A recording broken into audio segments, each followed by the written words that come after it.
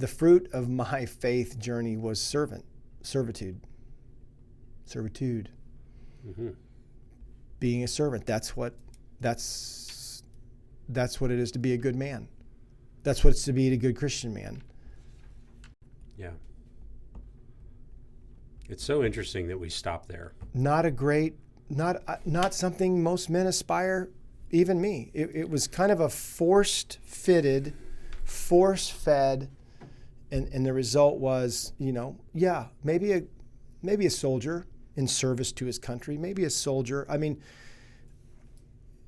but that service was the masculinity that I thought the Scripture was offering.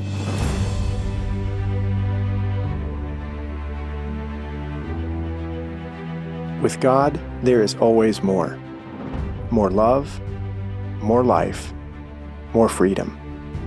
Welcome to Zoe's Exploring More with Michael Thompson. C.S. Lewis once wrote, "Our Heavenly Father has provided many delightful ends for us along our journey, but He takes great care to see that we do not mistake any of them for home."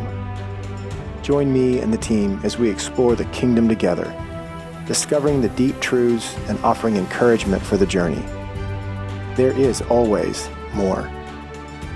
Welcome, friends and allies, to the Exploring More podcast, hanging out with my teammate, SJ, and exploring the kingdom together, particularly in this series about men. And I think... What the heck is wrong with them? Yeah, I think you stayed true to that first title, Caleb. But what's wrong with us? I should say, what's wrong with us? What's wrong with men? Yeah.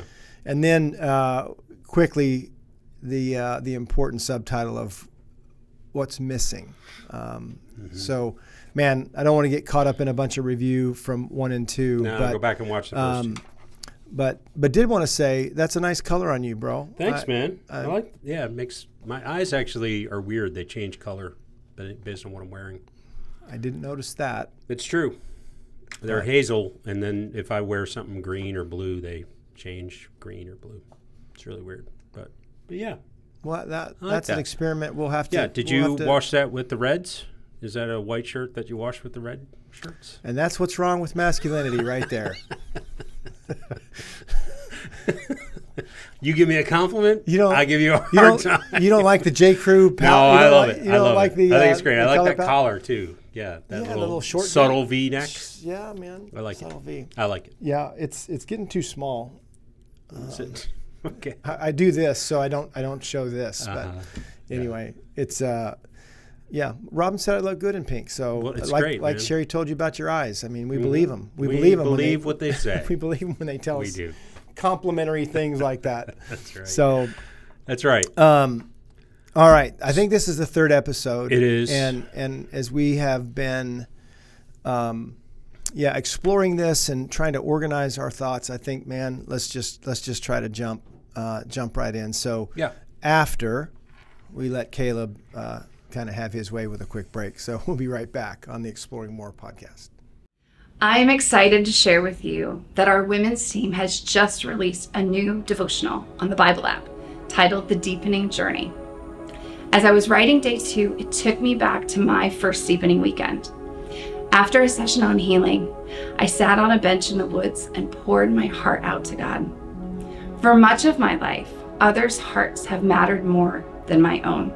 My parents, my husband's, my kids. In that moment, I felt God whisper to me that my heart matters to Him and that I am worth His focus and care. What if you knew that your heart matters too? What has me so excited today is that my moment on the bench is accessible to all women, not just those who can drive or fly to the deepening weekend, but to anyone who can access the Bible app on a phone or download the printable PDF from our website. I invite you to check it out today. Let's explore as beloved daughters navigating this broken and beautiful world, uncovering some of the things that come against us and Jesus' offer of healing, life, love, and friendship. Welcome back to the Exploring More podcast, where our eyes turn color and our shirts fit well. I'm not sure what Michael had for lunch, but I'm not sure it was solid food. I'm not sure what it was. It was good. There's a lot of meat. Good. So I had a protein bowl from Happy and Hale today. That was really good. I've never done that before. Some eggs, avocado. Mm-hmm. Yeah, they do good stuff over there. They do. Brought to you by. Well, I was going to say from the break, very excited about the Deepening Weekend. Oh, absolutely. Any of our friends, allies, listeners cannot stress enough that that's just a significant weekend when it comes to particularly women being cared for in a way that Sherry and Robin and our women's team invite them to an orientation that is, it kind of fits in this, Caleb. I'm glad we're showing that promotional because my experience with our women's team and with the women in my life is that this topic, what's wrong with men, there's a most, I'd say, I'm giving it a number, SJ, significant, 70% of what I've seen, 70% of the wounds and trauma and hurt and pain and bruising that women experience are at the hands and actions of men. Sure. I don't know how subjective that number is in my forecasting or predicting, but I think that this conversation we definitely want to get there in the relational space of between men and women, and yet, as we've tried to establish in the first couple sessions, if we're addressing men's behavior, we're really, it's kind of Captain Obvious stuff. Yeah, we're too far downstream, and we're way downstream, right? That's right. That what's wrong with men isn't so much the issue. We just keep doing dumb stuff. It's I think this conversation is much about why and understanding why and understanding how to remedy that, because the things. And I think we established a little bit of this, did we, Caleb, in the second session in this series? Let me reestablish it. There's an enemy. There is an enemy that comes to steal, kill, and destroy. And when you look at the design in Genesis, male and female, he created them. This marriage, this connection, this new Trinity.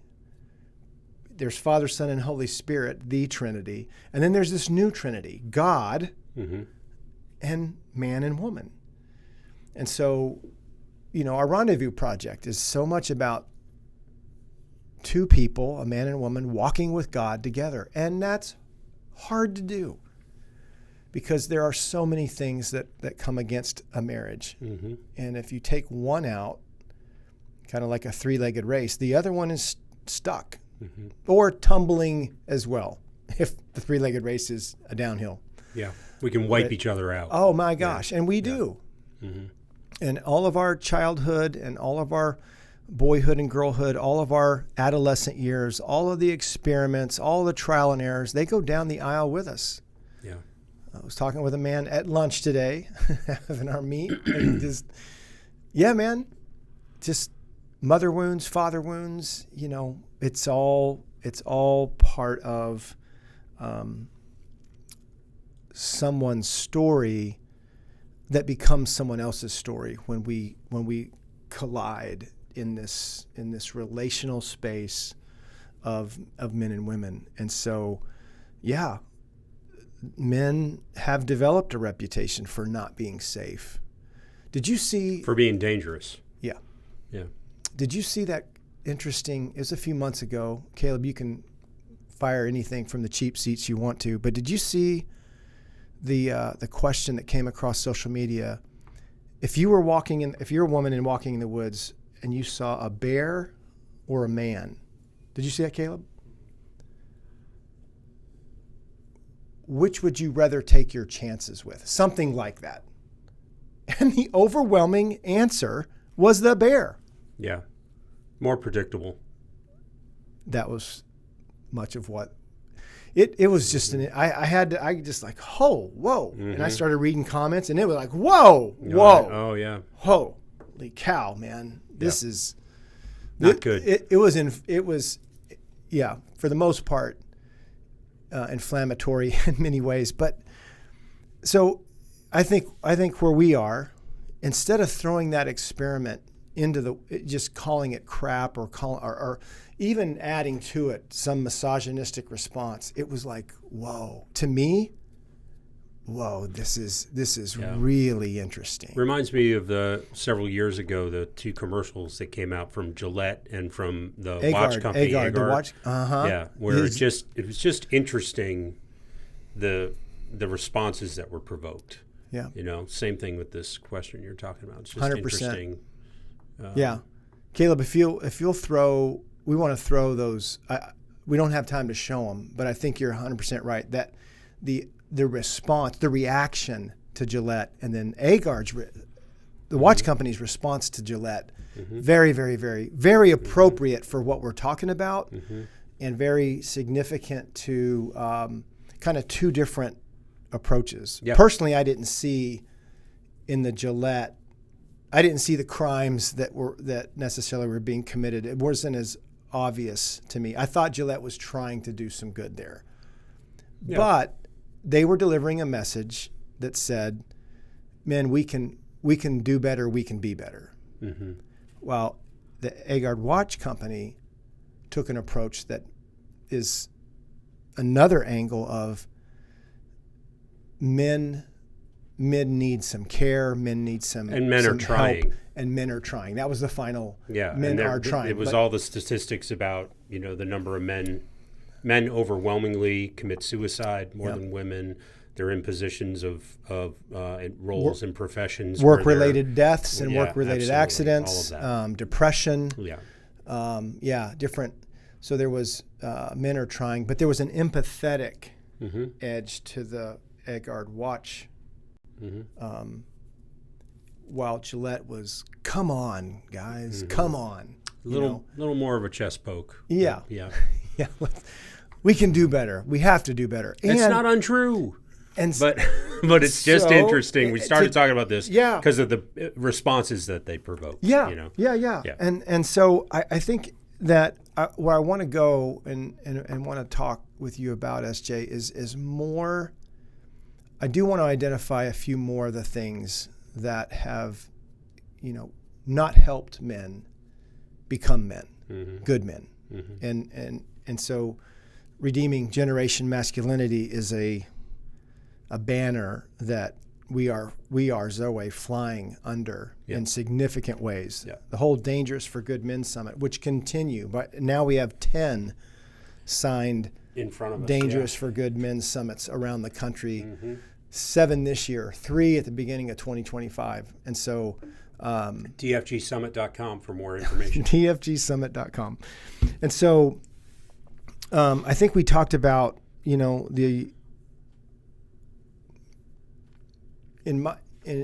for this conversation, I think even this has some toxicity to it. And it's unfortunate because I wish it didn't. But biblical masculinity, that shouldn't have the ring of toxicity, but it does because biblical associated with the church has actually been not only culprits, but in too many cases, cover-ups for things that men do and have done that aren't good. Yeah. In addition to, when you speak to somebody that doesn't understand the Bible, and unfortunately, and I don't have it all figured out, trust me. Right, I'm with you. But I would say a lot of men, and I'll just speak for our kind, are not as biblically literate as they should be. Yeah. Right. So when you hear biblical masculinity, and you go to the Old Testament, and you don't understand the context of the Old Testament versus the New Testament, not verses, but in lieu of, then biblical masculinity, when you say that to somebody, can be really, really, really confusing. Yeah. Concubines, multiple wives, what does that mean? Wait, this daughter slept with that, father-in-law? Wait, what happened? Yeah. So there's just a lot of confusion there. It is. And I think what we ought to call it, rather than saying biblical masculinity, let's just say, Jesus masculinity. Can we be more like Jesus? True masculinity. Yeah. It's okay if you don't want to talk about biblical masculinity and understand the context and the entirety of the text. Let's just water it down to be like Jesus. Yeah. You'll be okay. Which I said last time has its own problems. Well, your view of Jesus and your point of your view. We talked about that. Of your view of women in the first century, and that's why I think Jesus was such an incredible,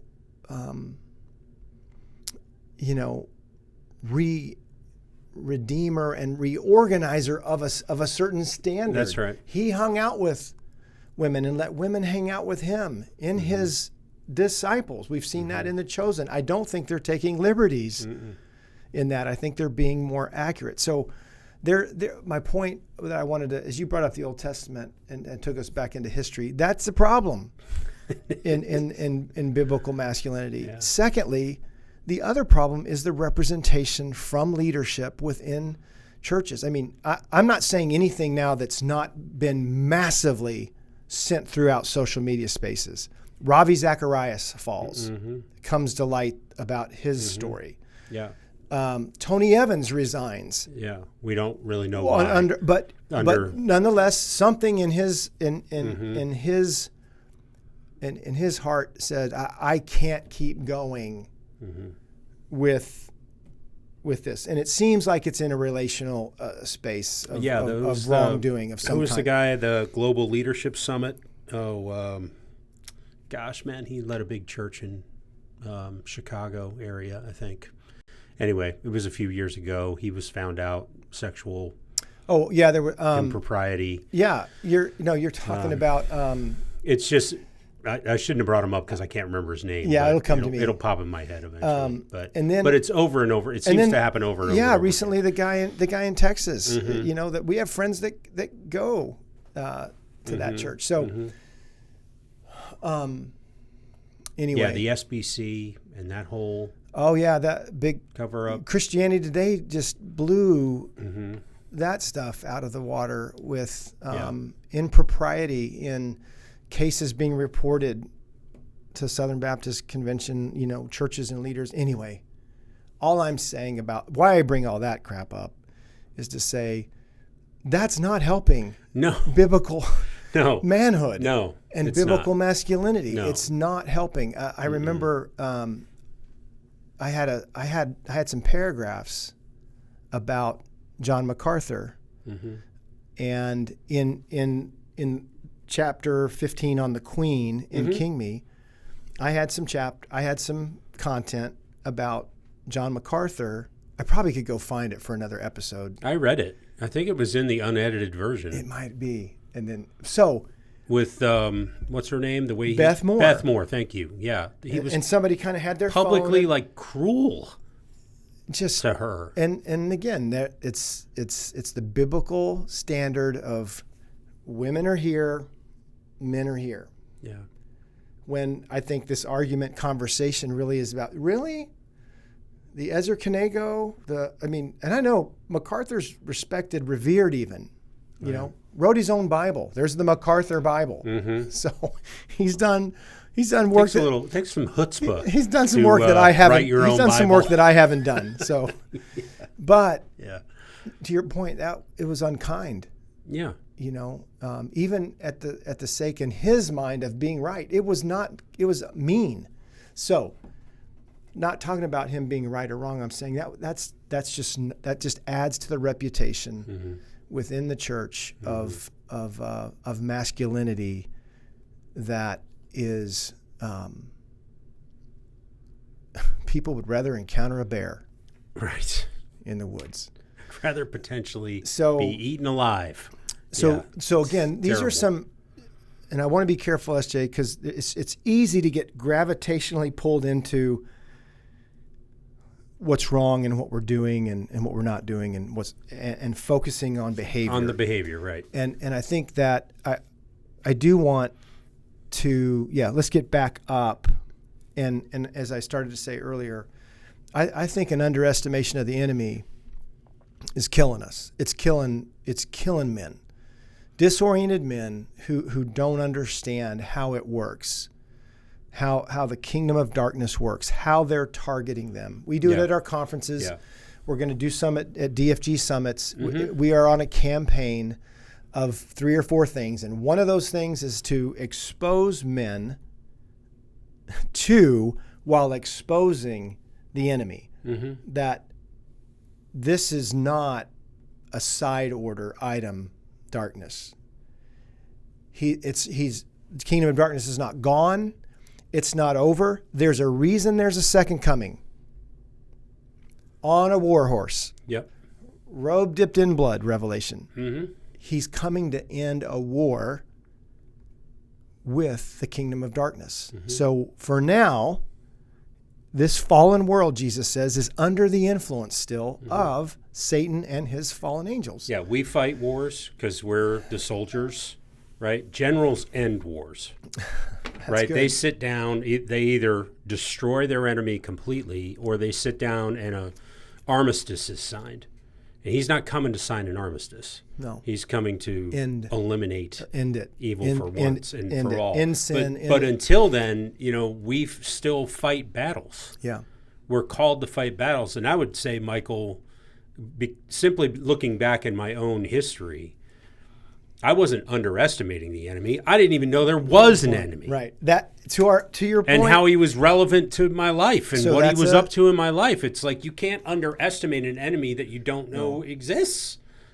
Like, so I just went up a couple. You did. I must have been. You kind of had a high note in there. So, man, I got to tell you, time out. Okay. So we got after my 60th birthday. I'm in there cleaning up with Caleb, and I said, "Dude, pop that balloon." And we had a pin. Do the helium. Oh, helium. Man. We thought about doing a whole podcast with helium. I said that to him the other day. It was you still have the balloons so outside funny, and man. stuff. I'm like, let's go record those. It sounded like it's the best. It was like Kronk in the Emperor's New Groove. Is that my voice? Yeah. So there's the just because God does this, he creates things in equal and opposite ways. I think it's called fluorohexathane or something like that. Oh. There's a gas that's harmless for you, like helium is, that if you inhale it, your voice drops about 4 octaves. That's crazy too. Yeah. All right. We may have to surprise our listeners one time. Yeah, man. Okay, back to the enemy. Yes. Back to the enemy. Yes. As your voice hit its octave. I think that's what's missing. I mean, it's one of the things that is just... Like, I love that question you asked. So significant. I remember when you asked it. I was floored. I was awakened. I was convicted. I was confused. I was curious. When you said to the group of men, 400 guys in the room, the first time I was there, how many of you believe Satan is real, that an enemy exists? Mm-hmm, yeah. And, we're all good Christian. Yeah, Satan's a thing. Okay. What's he got on you? What's he up to in your life? And I was like, I don't know. I don't know. Wait, there's a file? Yeah, exactly. I mean... Yeah, it's like in Bruce Almighty when God pulls out the filing cabinet and it's, 35 yards long or whatever. Yeah.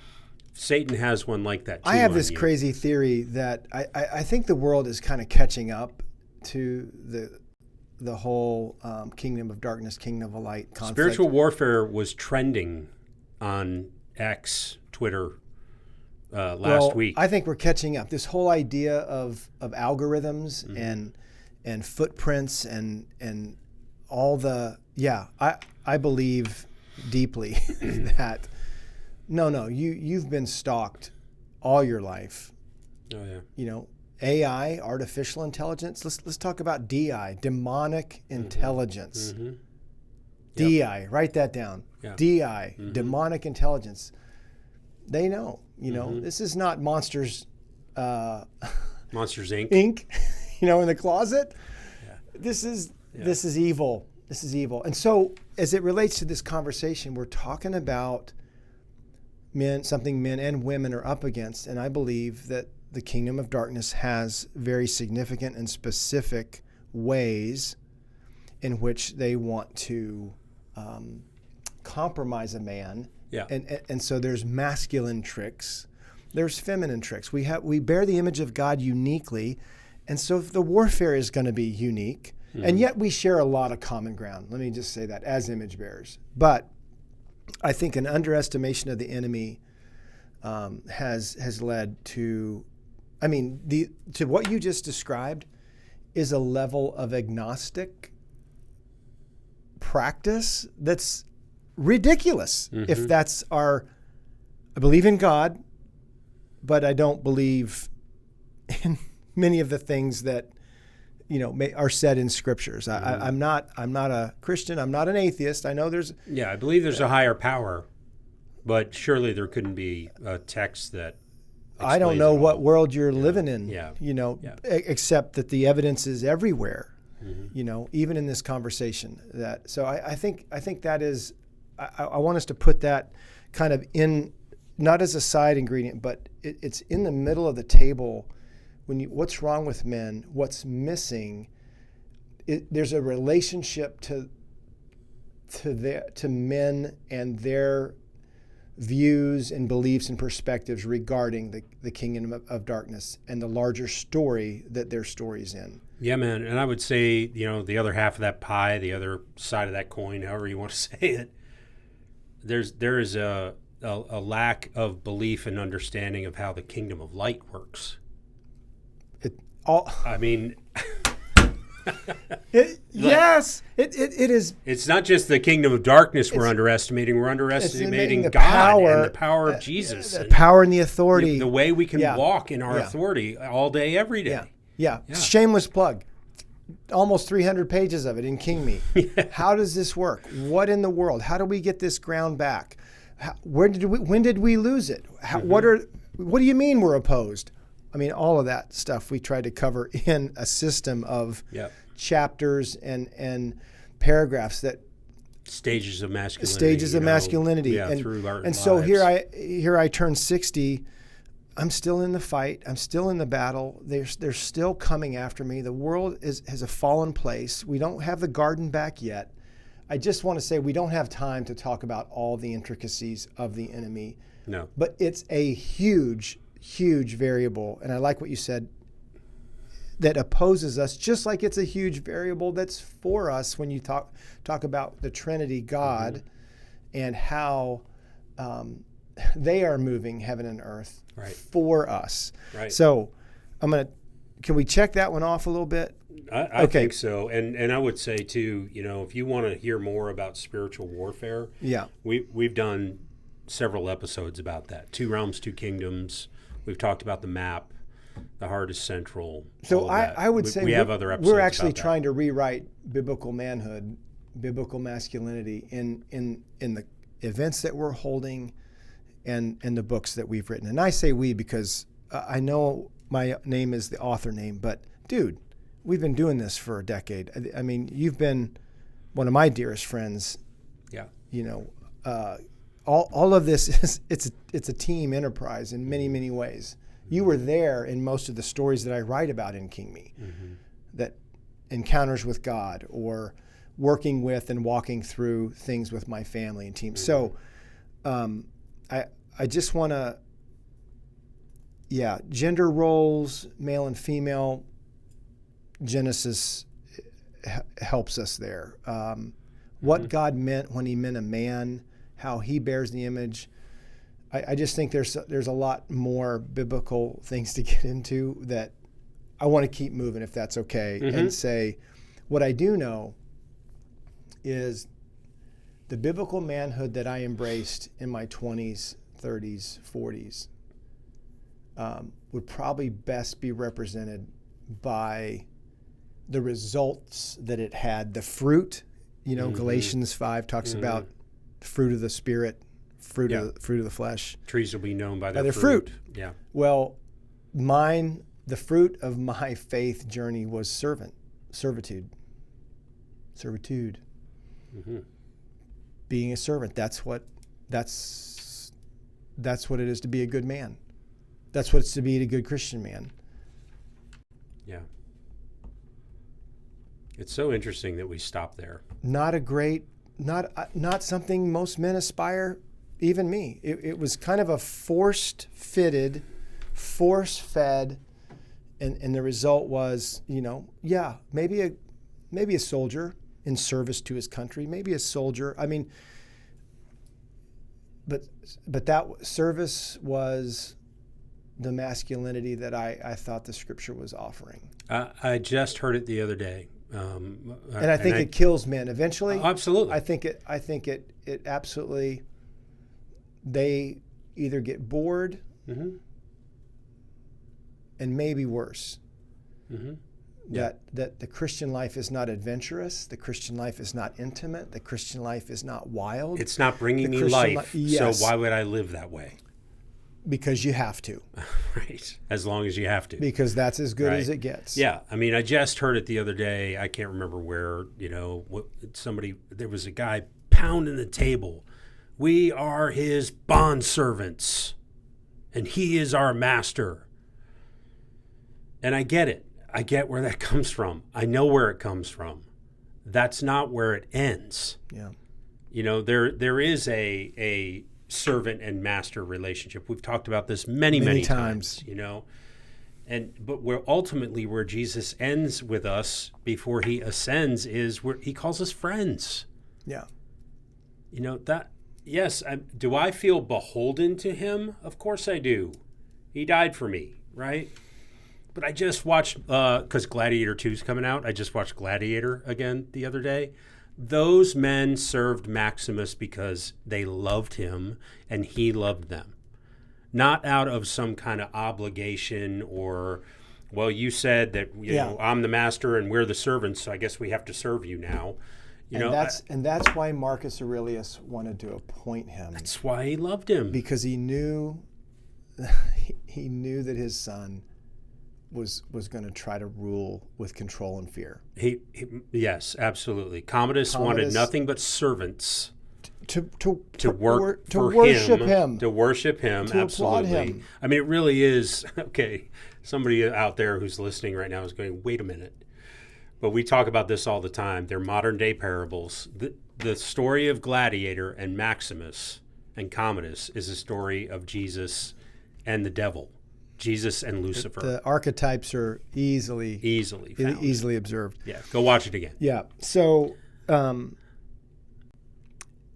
did masculinity? I want to tee up the next session a little bit. But how did we get to this place that we are now? And I do want, because we are after some generational movement, because it's been generationally moved over the last several decades. I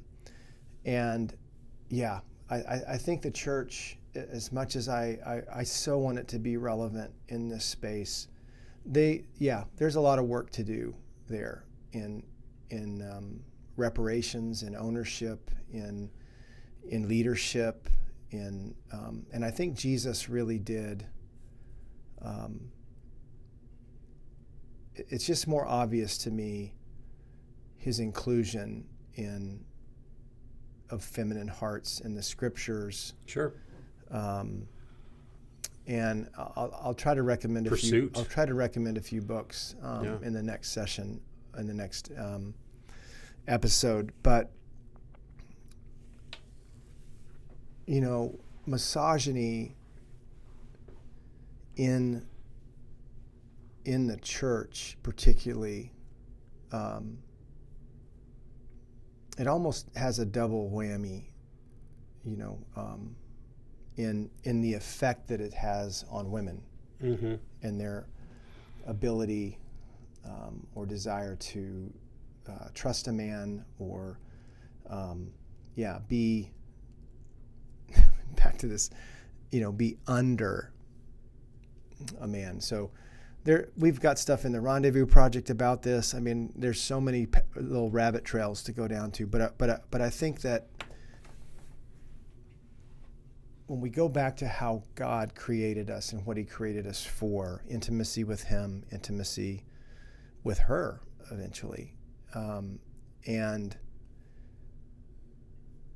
trying where things get sideways for men, and I want to go. This can go back historically, I think, in plenty of evidence to show it's when men misuse and mishandle their part in the story and try to control women, try to get masculinity from the other image bearer, a woman. These are all things that what's missing. You know, when we go to her to try to get our strength rather than go to God, become strong and bring strength to her. I don't know what else to say in a couple sentences, but how bad it gets when we do the former. I think we run around most of the time, Michael, you know, and I'm sure C.S. Lewis probably said it this way too, but we run around looking for replacements for what only God can offer. Yeah, Dietrich Bonhoeffer said that in about the red light district. Most right. men in the red light district are looking for God. Yeah, that's in right. World War II. And whether it's women or it's success in work, success on the ball field. I mean, whatever it might be, we're trying to replace something that only God can provide for us. And yet the last place many men want to turn is to God. And usually they do that when everything else has fallen apart because of their efforts. And they're willing then again to sign back up. Whatever that might mean for an individual. To be saddled and ridden in God's economy as a servant of some kind. And it's a cycle. So there's so many things that can be broken in that space of theological pursuits and what you were told, how you were made to feel, what you believed your worth and your value is, what you believe her worth and value is. All of that stuff is in play. And so instead of being in service for God, it's an invitation to be in intimacy with God, knowing and being known and the opportunity to walk in a relationship that is. It goes back. Is he safe? No. Love is a vulnerable thing, and it has lots of fragile spaces. Yeah, he's going to scratch some stuff on you. Yeah, and some of that might be just very part of the development that is needed to get you out of one camp of beliefs and attitudes and perspectives.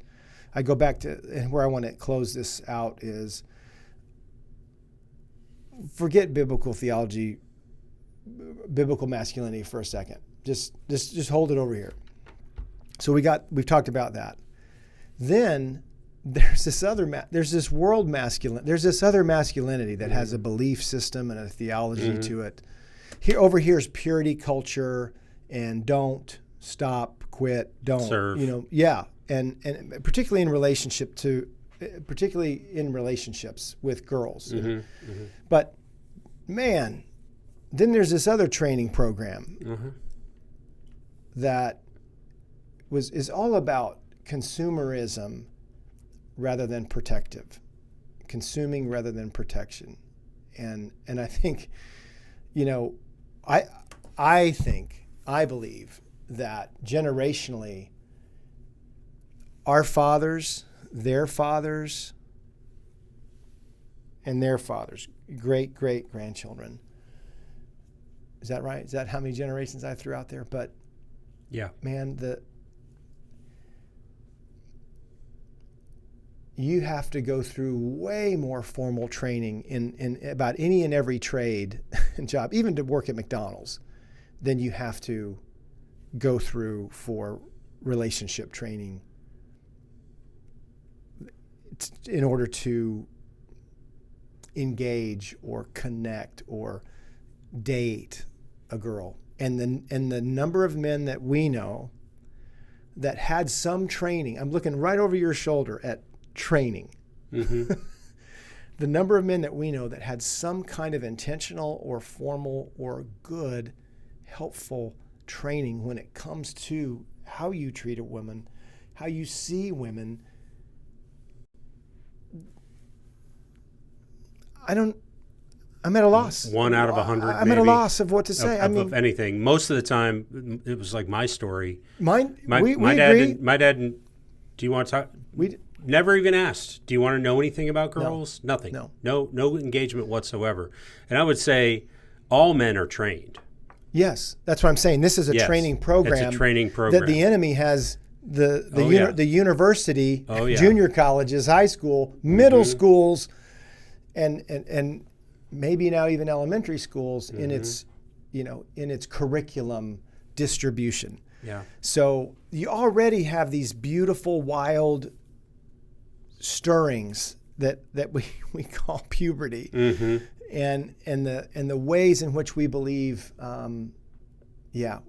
become very, very, very important, and those beliefs about what a girl's for or what a boy's for, but in this case, talking about masculine hearts and the masculine journey, man, we just can't let that go on any longer. We need men who have recovered parts of their story in masculinity that they could then talk to their sons and make sure that daughters as well, but that they could talk to their sons about what is required, what's needed. Yeah. And even if there's regrets, even if you didn't do it right, those are great lessons. That could be part of the story. Yeah, apprenticeship was a real thing in this country and to leave it up everywhere. Leaving it up to our youth ministers or Young Life and those guys who are trying to do the best they can. And that's not a good idea. No. In terms of this area that ends up having women. I'd rather be in the woods with a bear. Mm-hmm. Yeah. So I do want to talk about as we step into next time. I mean, there's a lot to talk about, but I think it'd be interesting. Just before you move on, I'd rather be in the woods with a bear. It'd be interesting to post the same question to men. If you were in the woods and you saw a woman or a bear, which one would you rather interact with? I mean, just to see what the responses would be. Yeah. I'm sure many of them would be terrible. Like in the sense of, I can't believe you said that, bro. Like, where'd you learn that? How did you learn? When did you learn to talk about a woman that way? But it might be some guys too that would choose the bear because of their experiences. Maybe part of their stories. Yeah. But interesting social experiment, though. That's why the guy did it. Exactly. He just didn't know it was going to be as volatile as it was. Exactly. So really interesting. We'll come back in the next session, and I want to hit technology. I want to connect with World War II. Mm-hmm. I think the roles in society and how they've changed. I mean, I had grade school men teachers. I think there's a lot more variables as to why men can be confused, lost, disoriented, and what those factors are. I just want to hit them in the next session. So, Caleb, we're going to wind this one up. Do we have anything that? Do we have a quote of the week? Any quotes of the week this time? We do not. Okay. We're the only ones quoting. Michael wins 23. Get to work. Yeah, come on. Yeah. What are you doing? Sleeping on that. So. Hey, thank you for bearing with us, living with this conversation, listening to us talk a bit about some really challenging things, and hopefully we can continue to do it some justice because I think there's a turn in the next session from all right. We get it. It's bad. It's really bad. Yeah. It is. It is. Around the world, it's not good. In the West, it's not good. And so maybe there's a remedy. And I hope you'll stay with us for the next session on what's wrong with men, actually what's missing on the Exploring More podcast. We'll see you next time. We hope you have enjoyed this episode of Exploring More. The landing page for this podcast is zoe.org/podcast. That's ZOWEH.org/podcast, where you can find the show notes and various platforms to which we broadcast. You can also find us and the Life of More by visiting Zoe on YouVersion Bible app, Right Now Media, our Facebook page, and Zoe on Instagram and Twitter. Remember, with God there is always more, and you were made for more.